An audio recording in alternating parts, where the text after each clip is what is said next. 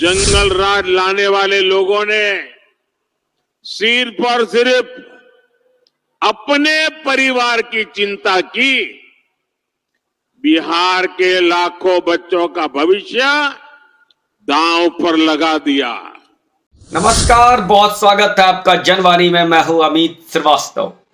नरेंद्र मोदी आज बेतिया में पहुंचे थे और गांधी की जहां से यात्रा शुरू होती है भारत की राजनीति में, वहां से रेलवे का गैस पहुंचाने का, गैस सिलेंडर जो घरेलू ईंधन है वो पहुंचाने के कई प्रोजेक्ट को पर आज शिलान्यास उद्घाटन करने के बाद नरेंद्र मोदी ने कई पॉलिटिकल बातें कही हैं। याद ही होगा कि अभी पिछले दिनों लालू यादव ने कहा था परिवार के बारे में, नरेंद्र मोदी के परिवार के बारे में। उल्टा असर यह हुआ कि अब लोग और मोदी ने इसे कैंपेन की तरह जोर दिया कि मोदी का परिवार, सारा देश आज कहने लगा मोदी का परिवार। जिस तरह से 2014 में मणिशंकर अय्यर कांग्रेस ने नरेंद्र मोदी को चाय वाला कहकर पूरा गेम पलट दिया था, या जिस तरह से 2019 के चुनाव में राहुल गांधी ने चौकीदार चोर कह के और मैं हूं चौकीदार उसके सामने नरेंद्र मोदी मैं हूं चौकीदार कैंपेन लेकर के आ गए थे और पूरा गेम पलट दिया गया था, तो 2024 में क्या मोदी का परिवार ये पूरा गेम पलट देगा, इस बात को समझिए। लेकिन बात जब निकली है तो बिहार में यदि नरेंद्र मोदी हैं तो टारगेट कौन होंगे, सामने कौन होगा?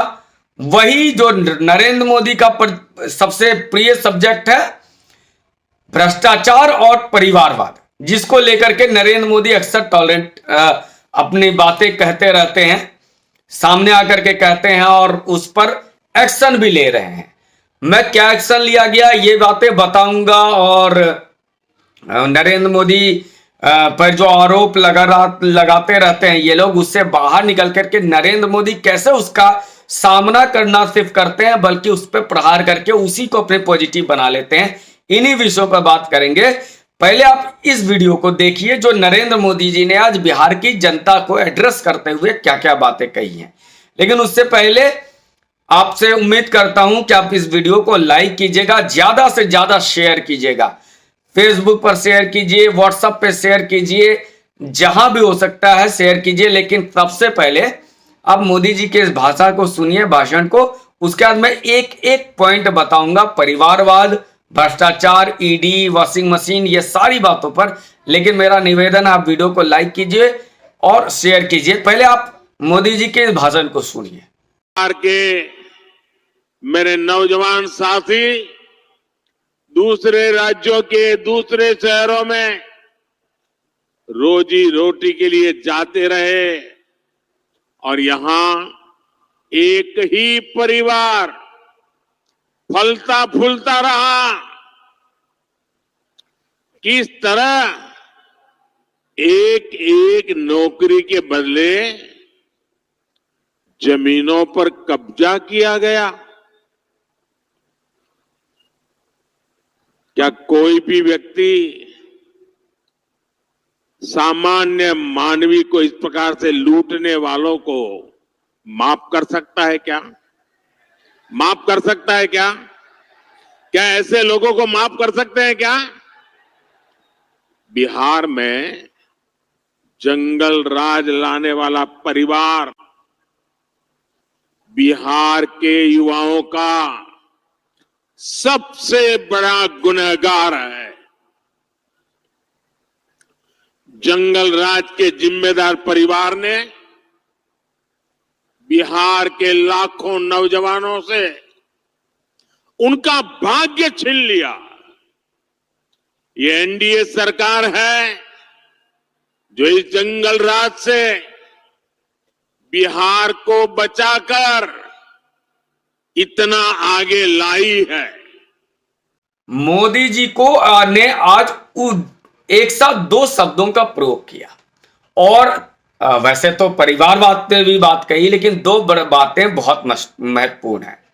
उन्होंने कहा कि बिहार से पलायन होता रहा, लेकिन जब जंगल राज आया तो पलायन बढ़ गया। एक लाइन में उन्होंने पूरे लालू यादव की जो शासन व्यवस्था थी, जो लालू यादव के शासन के दौर में जो एक डर का माहौल था असली वाला बिहार में, उसको परिभाषित करते हुए उन्होंने कहा कि जब जंगल राज आया, और जंगल राज कब आया, यानी जब लालू यादव मुख्यमंत्री बने। ऐसा आरोप मीडिया में अक्सर हम लोग बात करते रहते हैं। हम लोग तो सब भुक्तभोगी हैं। आज जो बच्चे हैं, जो 30 साल के कम के बच्चे हैं, लड़के हैं, वे लोग नहीं समझ पाएंगे कभी कि वो जंगल राज था क्या।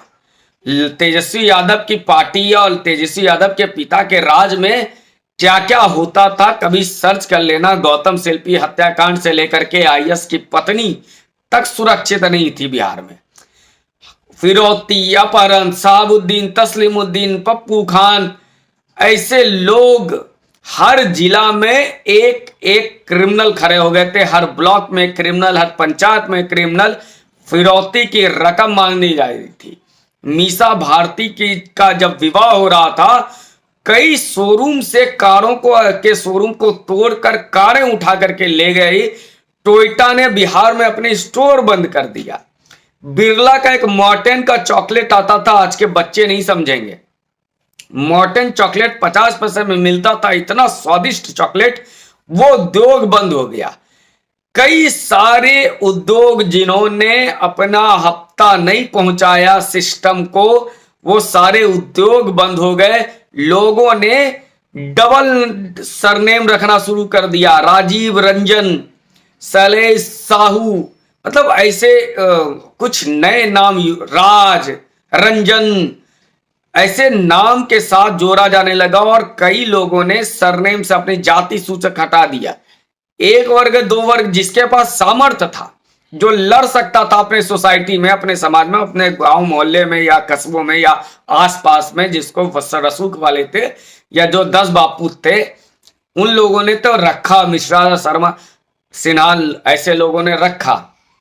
लेकिन जहां पर आबादी कम थी, वहां पर कुमार, राज, रंजन, प्रसाद, यही नाम चलते रहे, क्योंकि एक डर का माहौल बना दिया गया था। और सुरक्षित यादव भी नहीं थे, क्योंकि यादवों पे भी सबसे ज्यादा हत्या और केस उसी दरमियान हुआ है।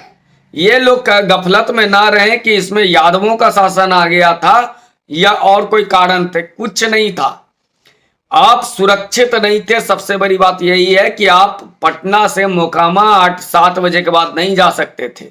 उधर बेतिया और उधर शहाबुद्दीन के इलाके में तो निकलना मुश्किल था। तेजाब डाल करके लोगों को मारा जा रहा था। उस जंगल राज को जोड़ा पलायन से, और पलायन इस बिहार का सबसे बड़ा जख्म है बिहार पर। देखिए, बिहारी बाहर निकलते थे रोजगार के लिए, वो 1907 से निकल रहे थे। लेकिन जैसे अब आसपास पता कर लीजिए ना, 1990 से पहले लोग मुंबई जाते थे, बहुत कम लोग जाते थे उधर काम करने के लिए। बंगाल, कलकत्ता बहुत लोग गए हैं, भोजपुरी भाषी। लेकिन लालू यादव के राज में पूरा बिहार जब खाली हुआ, तो उसके लिए आज नरेंद्र मोदी ने टारगेट किया है। फिर नौकरी के आरोप आज तेजस्वी यादव बहुत कह रहे हैं। हालांकि नीतीश कुमार भी उस कैबिनेट में थे, और जो उसको नीतीश और भाजपा ने पहले नौकरियां दी थी, उनको पक्का किया गया। अभी पिछले जो 17 महीना का राग अलापते हैं तेजस्वी यादव। लेकिन यही तेजस्वी यादव किस केस में फंसे हुए हैं कि नौकरी के बदले जमीन ली गई है। और यह बिहार की सच्चाई है। 2004 से 2009 के बीच में कई ऐसे आपको केस मिलेंगे, आपके आसपास भी मिलेंगे, कि रेलवे में नौकरी पाया और जमीनें किसी के नाम पर रजिस्ट्री की। अभी भी लोग आरोप लगाते हैं कि 17 महीने में अक्सर क्राइम बढ़ गया था, जंगलात पार्ट 2 आ गया था, लोगों से फिरौती मांगी जाने लगी थी।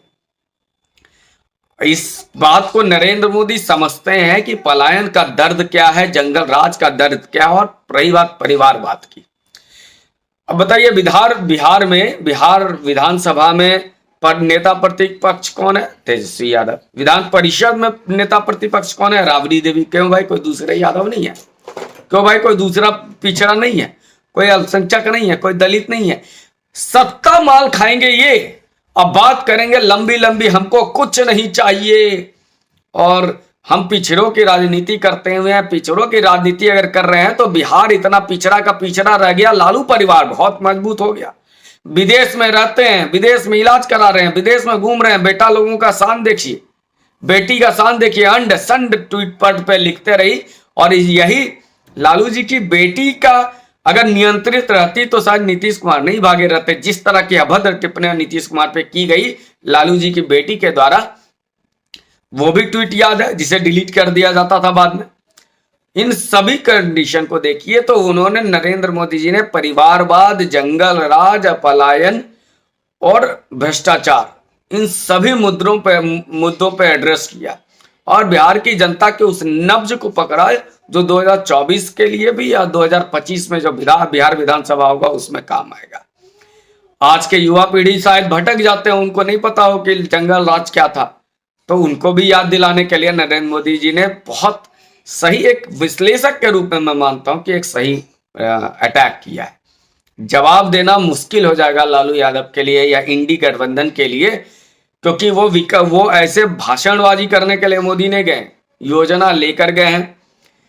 एयरपोर्ट की बात कीजिए, दरभंगा में बन गया। एम्स की बात कीजिए, पटना में बन गया। भागलपुर में 100 बेड से ज्यादा का हॉस्पिटल बन रहा है। पूर्णिया में काम हो रहा है, सड़कें बन रही है। तो आज वो काम करने के लिए गए हैं और उसके बाद प्रश्न खड़ा कर रहे हैं। तो बिहारी को भी लगता है कि हाँ, जब कोई व्यक्ति काम कर रहा है उसके बाद अगर विरोधी पर सवाल कर रहा है तो ये सवाल जायज है। बिना कोई काम किए अटैक करना, जैसे कांग्रेस पार्टी कर रही है, ना तो कुछ उन्होंने किया और प्रश्न मोदी से कर रहे हैं, तो उसका कोई मतलब नहीं रह जाता। इसीलिए मुझे लगता है कि यह मोदी का सही अटैक है इंडी गठबंधन, लालू कांग्रेस के इस गठबंधन पर। उम्मीद करता हूं ये वीडियो पसंद आया होगा। पसंद आया तो कृपया इसको लाइक कीजिए, शेयर कीजिए। धन्यवाद।